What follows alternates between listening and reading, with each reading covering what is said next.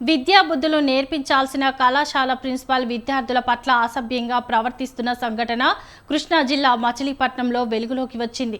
ఈడేపల్లిలో గల ఆదిత్య డిగ్రీ కళాశాల ప్రిన్సిపాల్ అసభ్యంగా ప్రవర్తిస్తూ వేధింపులకు పాల్పడుతున్నాడని ఐఏఎస్ఎఫ్ నాయకులు తెలిపారు.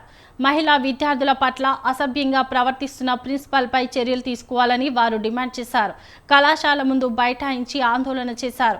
ఆదిత్య కళాశాల బోర్డులను తొలగించి నినాదాలు చేశారు.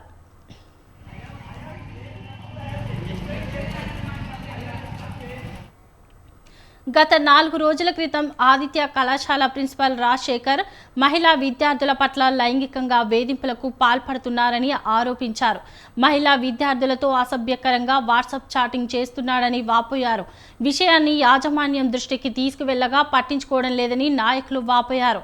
గతంలో శ్రీకాకుళంలో ఉన్న ఆదిత్య కళాశాలలో మహిళా విద్యార్థులపై కూడా లైంగిక వేధింపులు జరిగాయని అన్నారు.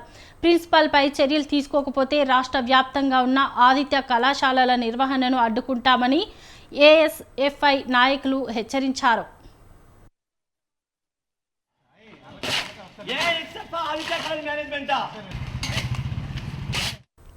లైంగిక వేధింపులపై ఆదిత్య కళాశాల యాజమాన్యం స్పందించింది. 4 రోజుల క్రితం కళాశాల ప్రిన్సిపాల్ రాజశేఖర్పై మహిళా విద్యార్థినితో అసభ్యకరంగా చాటింగ్ చేస్తున్నాడంటూ తల్లిదండ్రులు ఫిర్యాదిచ్చారని చెప్పారు. దానిపై విచారణ జరుగుతుందని అన్నారు. ఇప్పటికే ప్రిన్సిపాల్ను విధుల నుంచి తొలగించి నూతన ప్రిన్సిపాల్ను నియమించినట్లు వారు చెప్పారు. దీనిపై పోలీసులకు ఫిర్యాదు చేయనున్నట్లు కళాశాల యాజమాన్యం తెలిపారు.